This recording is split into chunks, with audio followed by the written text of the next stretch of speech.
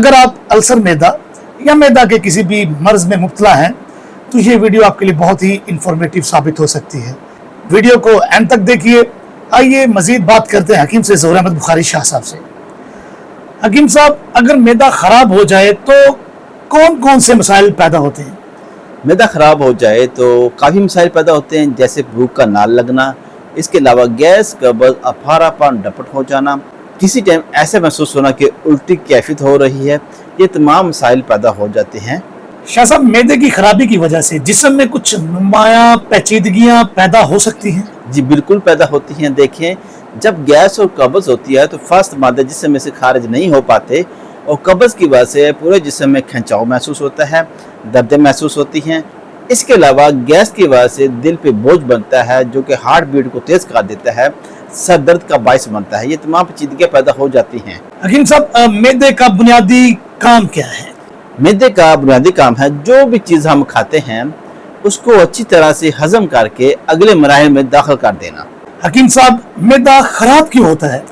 मैदा ख़राब होने की वजह तो काफ़ी वजूहात हैं, लेकिन मेन जो वजह है वो एक ही है, मैदे को रेस्ट ना देना। मतलब एक टाइम आप खाना खा लेते हैं तो उसके ठीक 1.5-2 घंटे बाद दोबारा फिर खाना खा लेते हैं। मतलब कम टाइम में ज़्यादा बार खाना खा लेना जो कि मैदा ख़राब होने का बायस बनता है। इसके अलावा वो चीज़ें जो मैदे को ठंडा सुस्त करती हैं उसमें काफ़ी चीज़ें, जैसे कि सुबह सुबह उठ के कोई बहुत ज़्यादा ठंडी चीज़ खा लेना।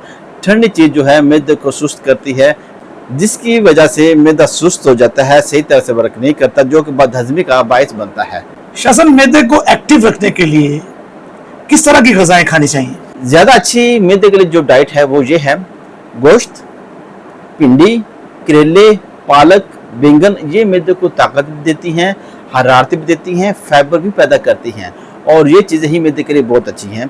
अगर आप चले जाएं दालों की तरफ तो काले चने जो हैं वो बहुत अच्छे हैं। अगर मैदा ख़राब हो तो क्या खाना चाहिए और किस चीज़ का परहेज़ करना चाहिए? पहले परहेज़ की बात करेंगे। परहेज़ में वो चीज़ें जो कि मैदे को सुस्त करती हैं, जैसे अचार, चने, चनों की दाल, बड़ा गोश्त, घी की रोटी, समोसे, पकौड़े, फास्ट फूड, प्रोसेस्ड फूड, ये तमाम चीज़ें जो होती हैं मैदे को सुस्त करती हैं। और जो चीज़ें इस्तेमाल करनी है वो ये हैं, घिया तोरी, देसी तोरी, कद्दू, टिंडे, गाजर, शलजम, मोगरे, दाल, मूंग, गोश्त बकरा, देसी मुर्गी, मछली, चिकन ब्रायलर जिसे हम कहते हैं, ये आप इस्तेमाल कर सकते हैं। फलों में आप खरबूजा, तरबूज, गर्मा सरदा, केला, खीरा, सेब इस्तेमाल कर सकते हैं। खुश्क मेवा जात में जो अंजीर है रात को पानी के अंदर भिगो कर रखें, सुबह आप वो खा लें, बहुत ही अच्छी चीज़ है। इसके अलावा दूध, सेवियाँ, फिरनी, कस्टर्ड, मुरब्बा से मुरब्बा गाजर, मुरब्बा आंवला, मुरब्बा हरीर जो है ये मैदे के लिए बहुत ही अच्छा है। शाह साहब, अगर मैदा सुस्त हो चुका हो तो इसके लिए आप क्या रेसिपी या इलाज तजवीज़ करेंगे?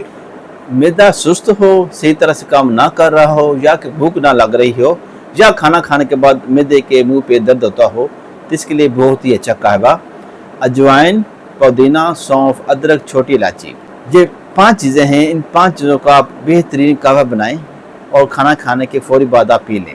इससे ये होगा कि आपकी बदहज़मी, मैदे पे दर्द, खट्टी डकारें, ये सब ठीक हो जाएंगी। और रह की बात इलाज की, देखें कोई भी मर्ज़ होती है उसको प्रॉपर इलाज की ज़रूरत होती है। जब तक मुकम्मल इलाज ना किया जाए तो मरीज़ ठीक नहीं हो पाता। अगर आप भी मैदे के जुमला अमराज का शिकार हैं या किसी किस्म का तिबी मशवरा चाहते हैं तो हमारे दिए गए कॉन्टैक्ट नंबर पर राब्ता कीजिए। हमारे यूट्यूब चैनल को सब्सक्राइब कीजिए, हमारी वीडियोस को लाइक और शेयर कीजिए। आपकी अच्छी सेहत के लिए दुआ गो है। अल्लाह हाफिज़।